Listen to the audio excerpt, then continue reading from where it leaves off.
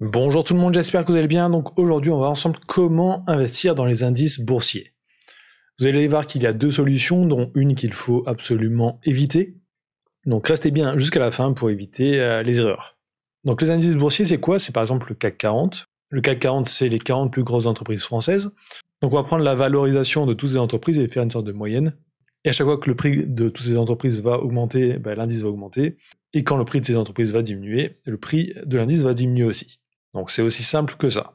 Donc un indice, ce n'est pas un actif, c'est juste un nombre qui va représenter l'état d'un certain marché. Donc par exemple le SP500 pour les 500 plus grosses entreprises américaines, le CAC 40, etc. Donc comment investir dedans? Donc il y a deux solutions. Donc là je vais vous faire voir sur la plateforme eToro parce qu'elle est simple et il y a justement ces deux solutions dessus. Et vous avez aussi un compte de démonstration, donc vous avez le lien juste dans la description, c'est mon lien d'affiliation. Donc sur cette plateforme, vous avez deux solutions pour investir sur les indices. Donc on peut aller dans l'onglet recherche et là on a un bouton indice. Et là on peut trouver justement tous les indices et investir dessus. Mais comme je vous l'ai dit, c'est une moyenne, ce n'est pas quelque chose de concret. Donc là par exemple, je vais aller sur le Nasdaq. Donc en fait, si j'investis ici, je vais investir dans une sorte de copie qui est gérée juste par la plateforme eToro. Donc toutes les plateformes qui vous proposent d'investir directement dans des indices, cette solution d'investissement est gérée seulement par eux, enfin par les plateformes. Donc ils ont un peu carte blanche pour mettre des frais qui sont assez importants s'ils le souhaitent. Si on clique sur investissez, on peut voir si on est sur achat, donc on achète cet indice. On va payer tous les jours avec ce montant 1 $. Donc là je vais me mettre effet de levier x1. Donc on peut voir si j'investis ici, je vais payer tous les jours 24 centimes de frais et le week-end 72 centimes. Ce qui peut faire à long terme des sommes assez importantes. Donc ça c'est vraiment la plateforme qui va choisir et qui va mettre un peu ce qu'elle veut. Donc des frais journaliers et de week-end. Donc c'est une solution qui peut être bien si vous faites vraiment seulement du court terme, mais à long terme c'est pas du tout rentable. Vous prenez un risque assez important. Donc ça c'est la première solution, totalement à éviter si vous voulez faire du long terme. Par contre il y a une deuxième solution, c'est les ETF. Les ETF c'est quelque chose qui est régulé en dehors des plateformes, donc les plateformes ne peuvent pas faire n'importe quoi. Et donc justement l'avantage là c'est qu'il y aura des frais beaucoup moins importants. Donc là par exemple j'ai le SP500 en indice et là j'ai un ETF qui réplique le SP500, donc on peut voir que la courbe est exactement pareille. Il peut y avoir des très légères variations mais normalement quasiment pas.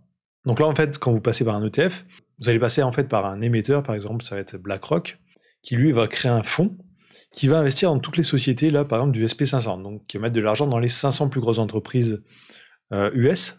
Donc quand vous allez mettre, par exemple, 1000 € sur cet ETF, eux, ils vont investir cet argent directement dans les entreprises. C'est pas juste une copie du cours. Donc là, par exemple, si je fais investissez, je peux voir aussi sur la plateforme eToro, là, je n'ai plus de frais journaliers et plus de frais de week-end, parce que là, je suis sur un ETF, et sur les ETF, si je ne mets pas d'effet de levier, il n'y a pas de frais journaliers et de week-end. Par contre, il y a un frais qui est annuel, donc c'est en général à peu près 0,25% de votre somme. Donc si vous mettez 100 €, vous allez payer 25 centimes de frais à l'ETF. Il y a ensuite, bien sûr, la plateforme peut prendre des frais aussi, mais ne prendra pas des frais journaliers et de week-end. Donc elle prend des frais qu'une seule fois. Donc la meilleure solution pour investir vraiment sur les indices, pour moi, si vous voulez faire du long terme, c'est d'investir sur des ETF, parce que vous aurez beaucoup moins de frais. Toutes les plateformes ne proposent pas d'investir directement sur les indices, comme ici sur eToro. La plupart du temps, ça se fait via les ETF, mais certaines plateformes, surtout celles qui sont spécialisées sur le trading et pas l'investissement long terme, le proposent. Donc vérifiez bien à chaque fois que vous êtes sur le bon actif, donc sur l'ETF. Donc là, par exemple, si je veux acheter, je fais placer un ordre. Ensuite, je vais sur mon portefeuille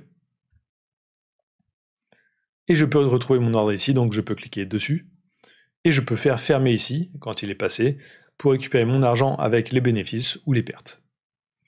Donc ça fonctionne ensuite comme une action sur toutes les plateformes, donc ça s'achète comme une action et ça se revend aussi comme une action.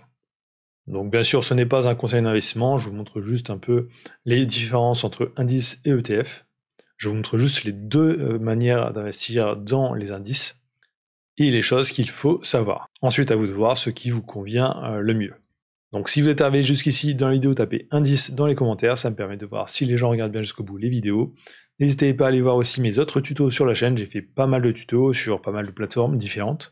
Donc likez, commentez, abonnez-vous et je vous dis à très bientôt.